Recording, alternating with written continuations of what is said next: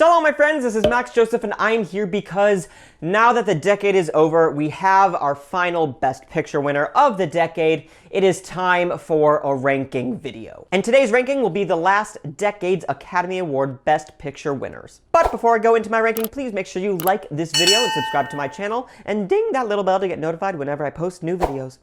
Here are the last decade's Best Picture winners ranked. Number 10, The King's Speech. The bottom line of this film is that it has a gorgeous script, the acting is phenomenal, but I just don't think it's revolutionary. The script, it flows naturally, the text is complex and powerful, but none of that would have meant anything if it wasn't for the acting, which was on another level, especially from an Academy Award-winning performance from Colin Firth and nominated performances from both Geoffrey Rush and Helena Bonham Carter. But there were a few moments where it did start to drag a bit for me, specifically right in the middle, but it wasn't enough to ruin anything, but it did have me wanting to check to see what time it was.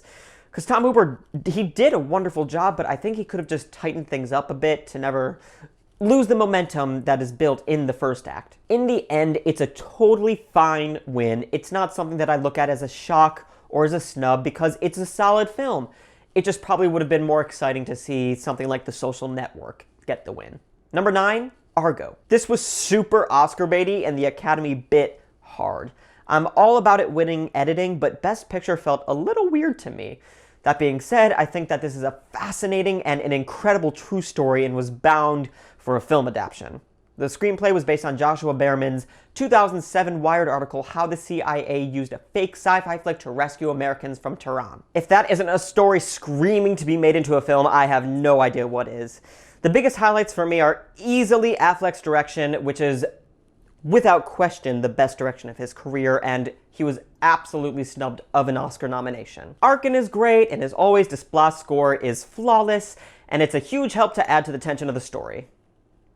That's kind of it. The end. Number 8, Spotlight. I know I'm mostly on my own here, but while I do think this is a good movie, I don't quite understand it being great and winning Best Picture, especially with a competition that it was facing. I think that Bridge of Spies, Brooklyn, Mad Max Fury Road, The Martian, The Revenant, and Room were all better pictures than Spotlight. The only one I didn't like that year was The Big Short. Do I think that the story that Spotlight told is important? Absolutely. The story itself and the victims are never undermined and always at the forefront, but for some reason, I just couldn't get into it as much as everyone else did. It's a good screenplay with a wonderful score by Howard Shore, but the highlight is for sure the wonderful performances from the ensemble, especially from Mark Ruffalo, who not only gave an Oscar-worthy performance, but arguably to this day his career best performance. Nick Adams is fabulous, as always. Keaton is wonderful, and I love seeing Tony nominee Brian Darcy James on the big screen. Like, truly. It is a very good movie. I gave it 4 out of 5 stars. But I just don't think it was anything to write home about. But out of the 10 films that were nominated, it's the most Oscar baity of the bunch, and sometimes the Oscar bait wins, no matter how good the film was. Number 7, The Artist. I think that although many would say that this wasn't the best win of that year, I think this is just a really fun win. It's a callback to the earliest days of cinema, and I really enjoyed it. It's a weird comparison, but it kind of felt like what Once Upon a Time in Hollywood did this year. It transported us back to a different age of cinema, and did so with so much heart. And I find that silent films are some of the most fascinating films to watch. Sometimes I go on a spree of just watching them because I think they're so impressive, for many reasons. First, there's obviously no dialogue, so it's all about the movement, the facials, and reactions. And when it's done well, it's marvelous. It's one of the reasons Charlie Chaplin was so brilliant, because he was maybe the best to do it. Jean Dujardin was brilliant and is absolutely deserving of his Oscar, but I think one of the best parts was a stunning work from Berenice Bejo. Absolutely incredible, and perhaps made the movie as magnificent as it was. The Artist is a big, bold, beautiful cinematic accomplishment that just put a smile on my face, and it made me appreciate the craft and the history of filmmaking so much. Number 6, Green Book. Okay, so let me start off by saying a few things about this movie. First, when I saw Green Book in 2018, I knew nothing about what was happening behind the scenes. All I knew is that I liked the trailer and I was excited to see it. And I walked out of that theater loving it, while at the same time seeing its faults. I do my best to judge a movie based on what I'm given on the film without any of the outside noise. I try and just focus on what I'm watching, and I think it's wonderful. That being said, I have a lot of problems with it. I have a problem with one of the writers. I have a problem with the story being very white savior, but I think my biggest problem with the film is the blatant racism. But not in the way that the movie discusses racism exactly, but with the lies that were told about Don Shirley, which in turn made the film actually racist. For example, there's a scene in the film where Viggo Mortensen's character, Frank aka Tony Lip, talks to Mahershala Ali's character about fried chicken and says that his people love fried chicken. When you see this, yes, it's racist, but you assume that it was a fact, that Don Shirley, Mahershala Ali's character, had never had fried chicken, because that's how they portrayed it. Well, turns out in real life, Don Shirley had fried chicken before. So the fact that it was written in to be a racist joke that is also a lie is very problematic to me. They wrote it to be funny, and it was racist. Blatantly. And that's just one of the many problems Green Book has. But again, I didn't know any of this going into the film, so walking in, walking out, I watched brilliant acting from Viggo Mortensen and an Academy Award-winning performance from Mahershala Ali, a well-paced film from Peter Farrelly, a super solid script, and just a powerful experience. So although it did have flaws, a lot of them, I do my best and try and take all the stuff happening outside of the film and not let it interrupt my experience. And so if I look at Green Book as it is, I think it is magnificent. Would I have preferred about 3 of its competitors? Absolutely. But I'm still content with the win. But it probably wasn't the best thing voters could have done.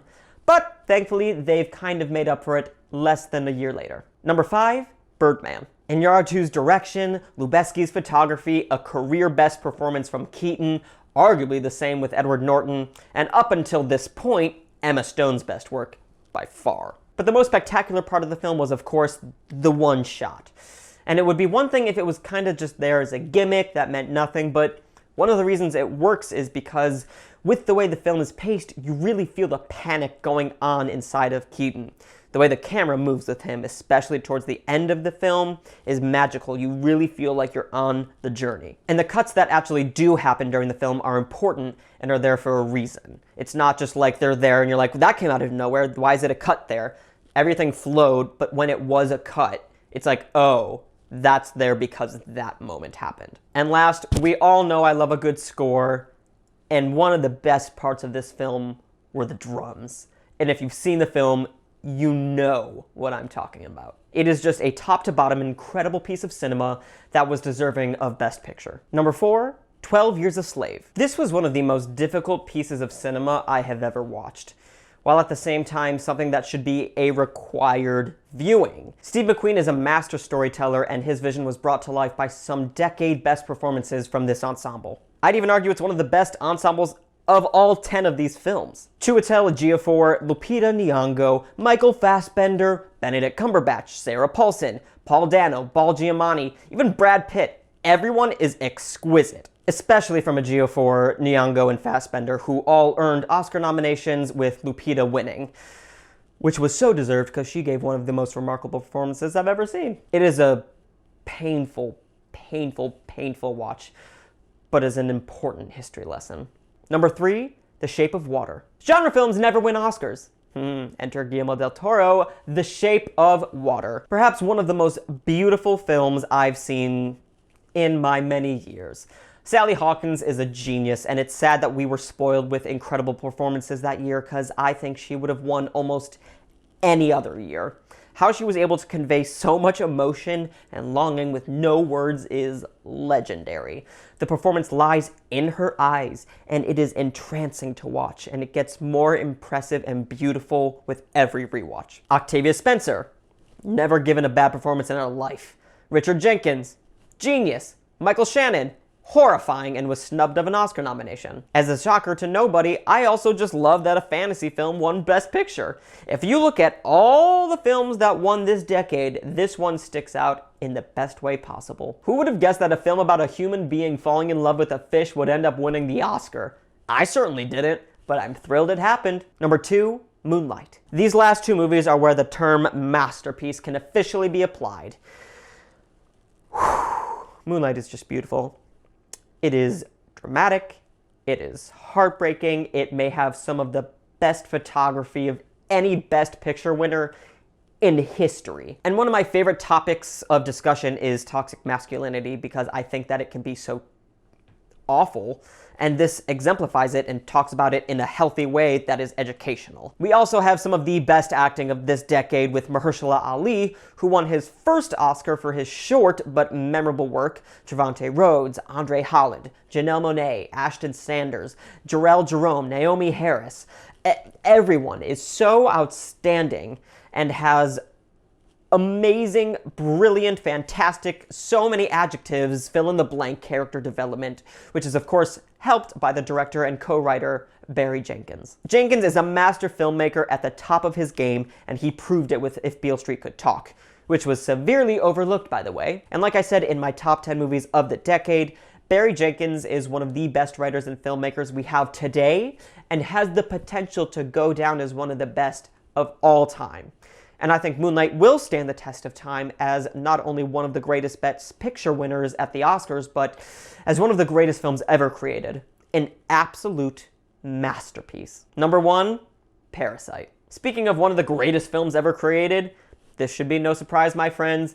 Parasite is obviously my top Best Picture winner of the decade. The first foreign film to win Best Picture, one of the most masterfully crafted movies I've seen in my life, stands alone at the top of the mountain. Every single actor deserved an Oscar, especially Song Kang-ho and Soo-dam Park. And I've said it before, I wish that we could have just had a separate Oscar ceremony which just awards Parasite every award possible. Bong Joon-ho will go down in history as giving not just this country, but the entire world something to truly marvel at. He also made history on Sunday, February 9th, 2020, when he earned himself 4 Oscars in one night, which is tied with Walt Disney, who achieved that back in 1954 for the most in history. If that's not saying something, I don't know what is. A record that hasn't been touched in 65 years? Come on. Not only is this the Best Picture winner of the decade, I believe it could be the Best Picture winner of all time. And so, my friends, thank you so much for watching. Please make sure to like this video, give me your thoughts in the comments, subscribe to this channel, as well as follow me on Twitter and Instagram at mjoseph492. Like my page on Facebook, which is facebook.com/MaxJosephFilmPerson. And if you really love me, please consider being a patron on Patreon, where you can get patron-only content, guest interviews, giveaways, and lots more. You can even give me a film to review, a 10th of the month top 10 category, a ranking, or a song to sing. And that video will be dedicated to you. Shalom, my friends.